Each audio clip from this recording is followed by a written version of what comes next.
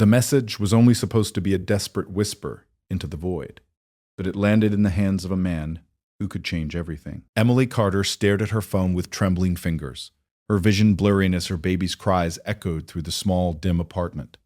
The last scoop of formula had been used hours ago. Her son, Noah, was hungry again, his tiny face red, his cries growing weaker by the minute.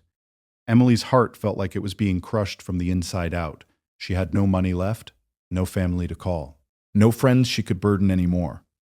So she did something she never thought she would do. She opened her messages, typed a number she barely remembered, one digit off from her old coworker, and sent a text she prayed no one would see. Hi, I'm really sorry to bother you. I know this is embarrassing, but I don't have money for baby formula. If you could help even a little, I promise I'll pay you back. Please. And then she realized the number wasn't saved. It wasn't her coworker. It was a complete stranger. Her stomach dropped. Before you continue, if you believe in kindness, second chances, and the idea that one small act can change a life forever, take a moment to like, comment, share, and subscribe. You never know who might need a story like this today. Emily almost threw her phone across the room. Shame flooded her chest. What had she just done? Begging a stranger? What if they laughed? What if they ignored her? Or worse, what if they responded? Minutes passed. Noah's cries softened into tired whimpers. Emily rocked him gently, whispering apologies she knew he couldn't understand. Then her phone buzzed. Her heart skipped. She hesitated, then slowly picked it up. Who is this? The reply was simple, neutral, no emotion.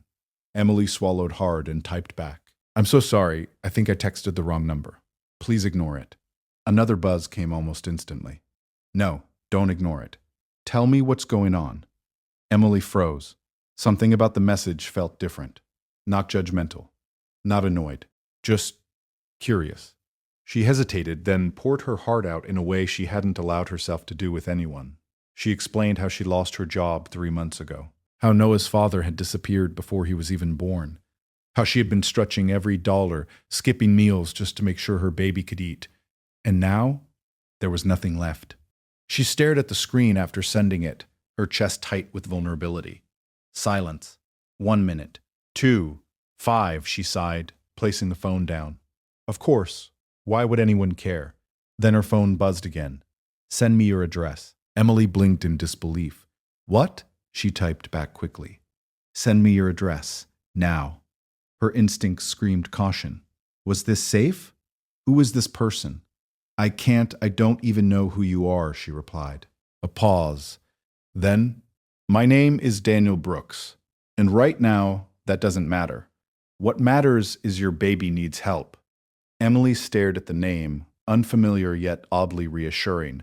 Her hands shook as she typed her address. Please, I'll pay you back. I swear. No need, came the reply. Hours passed. Emily tried to calm Noah, giving him water in tiny sips just to ease his hunger. Her anxiety grew with every second. Had she just trusted the wrong person? Had she made a terrible mistake? Then, a knock at the door. Her heart pounded so loudly she thought it might wake the neighbors. She opened the door slowly. A delivery driver stood there, holding multiple bags. For Emily Carter? He asked. She nodded, stunned. Sign here. She signed quickly, her hands trembling. When she brought the bags inside and opened them, her breath caught. Baby formula. Boxes and boxes of it.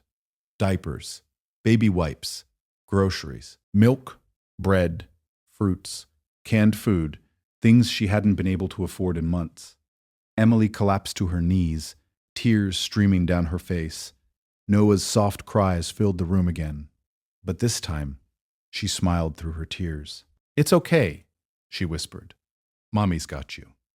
She fed him, watching as his tiny face relaxed, his cries fading into quiet contentment.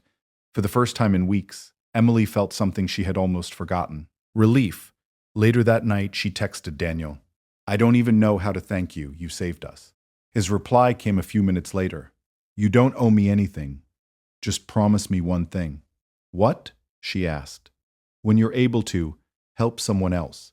Emily wiped her tears and smiled. I promise. Days turned into weeks. Daniel continued to check in, not intrusively, just simple messages. How's Noah? Did you find any job leads? Emily learned that Daniel wasn't just some random stranger. He was a billionaire entrepreneur, but he never mentioned it himself. She only found out after searching his name online, her jaw dropping when she saw his face on articles and interviews. Yet, despite his wealth, he spoke to her like she was just human. No pity, no superiority, just kindness. One day, Daniel sent another message. I have a proposition for you. Emily's heart raced. What kind? I run a foundation that helps single parents get back on their feet. I think you'd be perfect to work with us. Remote job, flexible hours. Emily stared at the screen, her breath caught in her throat. Are you serious? She typed. Completely. Tears welled up again. Yes. Yes, I'll do it. Thank you.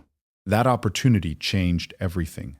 Emily worked hard, balancing her job and taking care of Noah. Slowly, her life began to stabilize. She started saving money. She smiled more, and every time she looked at her son, she remembered the night everything almost fell apart, and the stranger who refused to let it happen. Years later, Emily stood in a small community center, speaking to a group of struggling mothers. I know what it feels like to have nothing, she said softly, to feel invisible, desperate, alone. The room was silent, every eye on her. But sometimes all it takes is one message, one person, one moment of kindness to change everything. She smiled, glancing at Noah, now a happy little boy playing nearby. And when that moment comes, don't waste it. Pass it on. If this story touched your heart, don't scroll away silently. Like, comment, share, and subscribe, because stories like this remind us that kindness still exists in this world. And before this story ends, I have one special request for you. Comment below. Kindness can change lives. Let's spread that message together.